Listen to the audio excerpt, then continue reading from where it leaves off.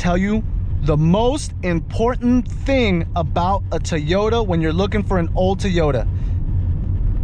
What's up, guys? Welcome to POV Nelson. My name is Nelson, your host. Today we're inside a 2000 Toyota Corolla CE. In such terrible conditions inside and outside that I don't know, it's a complete beater car. I drive it every single day. But let's say you are in the market for a car right now. Maybe someone's offering you an old Toyota and you're like, what should I look out for when buying an old Toyota? I'm gonna go through and show you guys a couple little tiny things that I like to look into before buying an old Toyota. Start off this video, I'm gonna hit this Corolla with a cold start.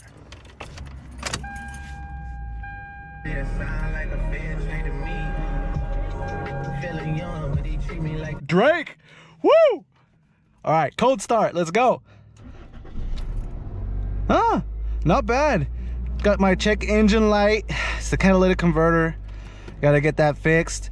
This car doesn't start that great at cold, like in the very early morning. Makes a really loud noise, and the minute I hear that noise, I do not want to buy a Toyota Corolla. Engine noises, I mean, the thing about an old Toyota is that even though the Toyota makes all these crazy noises you're gonna hear during this test drive, it still drives really good.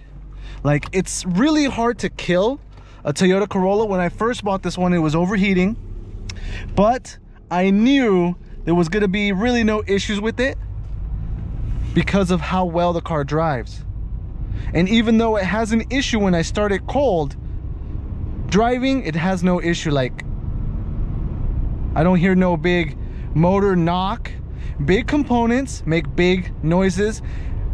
Big noises means big money, okay? So little noises is kind of normal for a Corolla this year, or even a Toyota this year, but big noises, like I said, means that it's gonna be an expensive repair.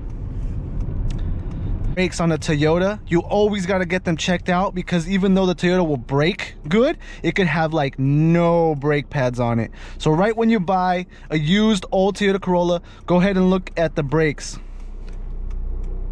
You see it's making kind of a rattle, a kind of noise. That's what I'm talking about. Toyotas, they just rattle, they make all these crazy noises, but it doesn't mean they don't run good. This car runs so good. I am very blown away by the way this car runs. Now, another thing that looking at when buying an old Toyota is the miles. I like to get old Toyotas at 150,000 miles and below. This one has 179.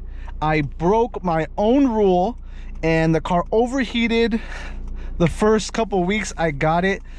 And that's what happens when you break the rules. If you set rules to cars that you want to buy, set the rules and keep them. I broke the rules here. It ended up costing me a couple $100. Tell you the way I bought this car, because I bought this car 100% online. I did not test drive it. I did not see it in person. They shipped it to me at the click of a button. The really cool thing about these online auctions is I bought it for I think $25. After the first day, I emailed them and said, hey, the car's overheating. I drive it for 2 minutes and the car starts overheating. And they're just like, oh, we're sorry to hear that, blah, blah, blah. I was like, yeah, how did you guys, because they did a whole description on it.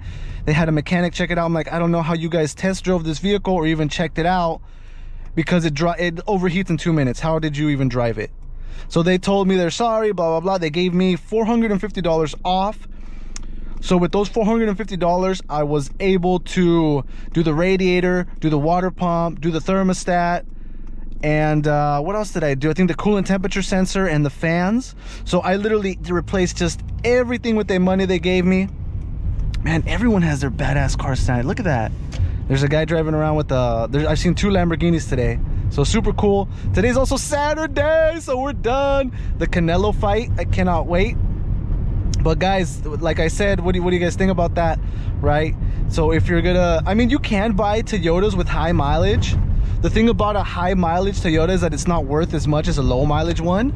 But another thing about Toyotas, about these old Toyotas, is that they have no value anymore. They have lost all value. So whatever price that you actually buy your Toyota, that's probably the same exact price that you can sell it, maybe even a year later if you keep it in the same condition. For example, I bought this one for $25. They gave me $400 off. So right now I'm in it like $2,000. But look, can I not sell this old Toyota with 179,000 miles in this condition for $2,000? Yes, I can. So I'm in a very good place with this Toyota. And if you're shopping on the street, I mean, you're right there with the car, so you can listen to it, you can hear it, you can drive it, you know what to look out for. Noises in the motor, make sure the transmission shifts smoothly. The thing about Toyota transmission is replacing the oil. If you replace the oil regularly, even if the car is shifting a little funky, a little weird, it will make it shift a lot better just by replacing the transmission oil. Doesn't matter if it has 200,000 miles or 150,000 miles. And this is what you do. This is my advice. Wow, look at that guy. Replace it once, run it for a couple months, 6 months. When you're going to do your oil change again, replace it again. That way, I mean, after you do it twice, I can guarantee you your transmission is going to shift so smooth. So smooth. I did it with my Highlander. I do it with all my cars. If I have the opportunity to change it twice, I always do it twice. It's just gonna keep your car on the road a lot longer. But let me go back to where I was saying about the value of a car. The value of a Toyota is depreciated so much that whatever price you get it for, you can almost, if you were to get it and make it nicer, like if I put this on it, got a new headliner for it, it would cost me like $150 for these two pieces. Maybe get another steering wheel for it, maybe another $50. So $200 I invest into this car right here will make it blow, and it will make it look better than almost 80% of the cars out there. If I were to do something with the outside, like get the outside cleaned up, then it would be like 90% of the cars out there. And believe it or not, 179,000 miles is still good miles for a 2000 Toyota Corolla. Those are good miles. Because look, this car is over 20 years old. If someone puts 10,000 miles into it every year for 20 years, this thing should have over 200,000 miles. That would be average miles for this vehicle. But it has 170. That's low miles. I knew that when I bought it. But the thing about it is they run a lot better with lower miles. What I see is the lower miles a Toyota has, the more power the motor has. But sometimes transmission, because the transmission isn't serviced as much when it's a lower mileage vehicle, they say, oh, it's low, I haven't driven it that much, I don't need to do a whole lot. Also, another thing you're seeing is I think my switch is actually broken, because it works this way, but then it does not work this way. I have to like find the sweet spot for my blinker to work. Is that crazy or what? Old Toyota things. But the cool thing about all these different things on the Toyota is as long as the motor and transmission are good, you're good. Let me tell you the most important thing about a Toyota when you're looking for an old Toyota. An old Toyota, everything will be broken, everything will break except for the motor. That is the best thing about a Toyota, that you will know when you're looking at the Toyota if the motor is bad. It is super obvious when a Toyota motor is bad. Same thing with the transmission. It's super obvious. The transmission will shift hard. When the motor on a Toyota is bad, it'll be misfiring. It'll be going crazy. It's gonna be bad, okay? Sometimes they're fixable, but that's the risk you're gonna have to take if you're looking at an old one that's misfiring. It could be spark plugs and wires, or it could be the head gasket. But Toyotas are very obvious, and they let you know. That's why when mine started overheating, that's right, this one overheated like crazy, but it runs so good. I knew that the motor was good on it. It just had to be something. So it literally took me like 2 weeks to fix this thing. 1 week ordering all the parts. I ordered them all on Amazon. The second week installing them and then playing with them. What happened is, this is what was wrong with this Toyota. I'm going to tell you right now. I know I'm in park, but let me tell you. Let me take this off my head.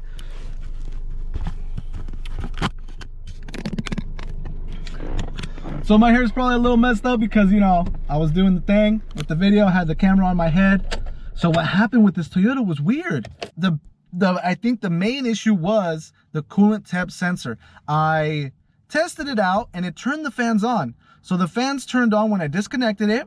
Fans turned on. I was like, okay, that looks like they're working. And then it also turned the fans on when the car was overheating. So the car would go slightly over, then boom, the fans turn on. And I was like, okay, but isn't it supposed to turn on before it starts overheating? So yeah, so I did a little bit of research. It is supposed to do that. Went to AutoZone, got the new sensor, installed it, and it got even worse. That freaking sensor, bleh, total garbage. So then I was online doing research, and it says buy the Napa one. I looked on Amazon, I looked on O'Reilly's, AutoZone, they're all trash. You got to get the one from Napa. I went to Napa, paid $30, double the price. I installed it, and boom, it worked like that. My fans were turning on before my car was overheating. 100% fixed it, 100% happy. All right, guys, those are some quick tips on what to look for on these old Toyotas when you're buying them. I really like buying old Toyotas because, like I said, they're really obvious. And whether it's a good deal or not just depends on you, depends on the price. Go over there, talk to the guy, negotiate, get a good deal. Guys, take it easy. Love you all. I'll see you next time.